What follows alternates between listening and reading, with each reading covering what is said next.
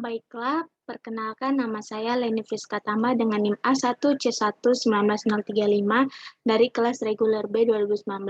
Baik, di sini saya membuat video yaitu untuk menjawab pertanyaan dari ujian akhir semester mata kuliah praktikum kimia organik 2, di mana di sini soal yang pertama yaitu mengenai isolasi senyawa-senyawa alkaloid dari bahan alam.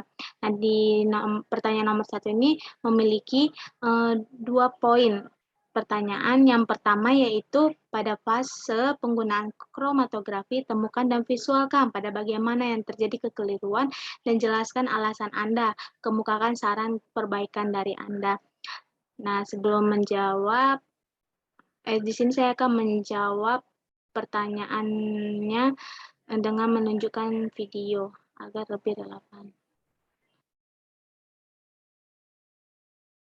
Nah, di sini dapat kita lihat pada saat penotolan. Nah, sebelum kita melakukan penotolan, terlebih dahulu ekstraknya itu kita larutkan dengan pelarut etanol 96%. Nah, setelah kita larutkan dengan etanol 96% ini, kita totolkan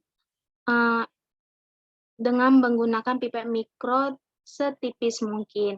Nah, agar diameternya tidak terlalu besar dan hasil RF-nya bagus dan dapat dibaca dengan menggunakan sinar UV nanti. Nah, pada ini dilakukan penotolan 2-3 kali agar pada plat KLT itu 2-3 kali sehingga totolan terlihat dengan jelas. Nah, setelah itu pada plat KLT ini harus ditandai batas atas itu 0,5 dan batas bawah itu 1,5. Nah, jangan sampai melebihi dari batas bawah karena itu mempengaruhi pembacaan hasil dari nilai RF dari pelarutnya. Nah, setelah dilakukan penotolan, kemudian kita melakukan elusidasi, yaitu mencelupkan plat KLT ke dalam chamber yang telah kita jenuhkan menggunakan pelarut campuran atau eluen. Nah, pada saat melakukan elusidasi ini kita perhatikan waktu pada saat eluen merambat ke plat KLT yang kita celupkan tadi ke dalam chamber. Tidak boleh melebihi batas atas, karena ketika melebihi batas atas tersebut maka senyawa aktif yang kita identifikasi tidak akan terbaca dan tidak akan terbaca di bawah sinar UV nanti. Nah, dan pertanyaan yang B tadi itu yaitu mengenai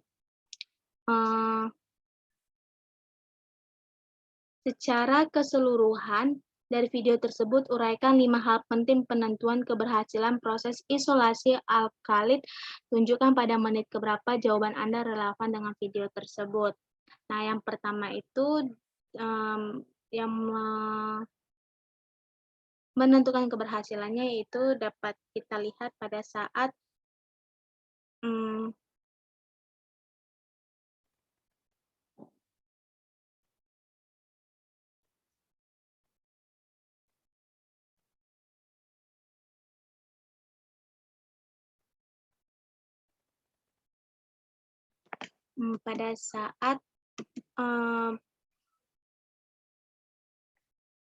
di mana pada saat botol ini yang berisi campuran lada hitam halus tadi itu dengan metanol itu didiamkan selama 3 kali 24 jam.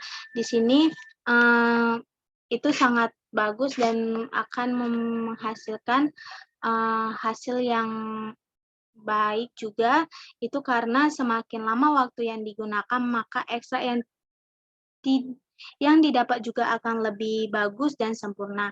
Hal ini menunjukkan bahwa simplisia dan pelarut benar-benar menjadi larutan yang homogen. Dan selanjutnya itu dilakukan penyaringan dengan dekantasi, di mana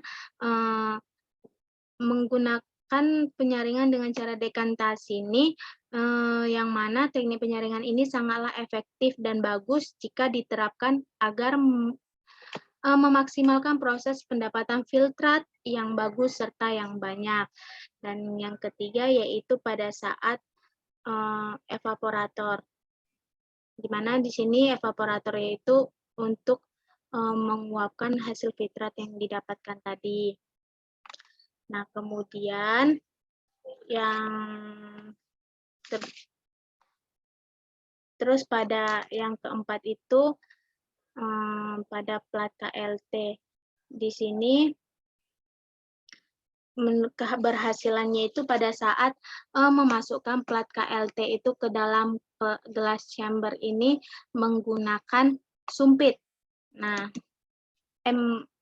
menggunakan penjepit karena jika kita memegang plat KLT dengan menggunakan tangan tidak dilapisi dengan sarung tangan, itu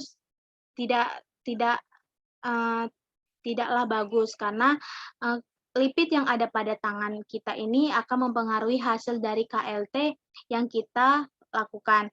Kita juga dapat menggunakan pinset atau penjepit agar tidak terkontaminasi pada plat KLT tersebut. Nah, dan yang terakhir yaitu pada saat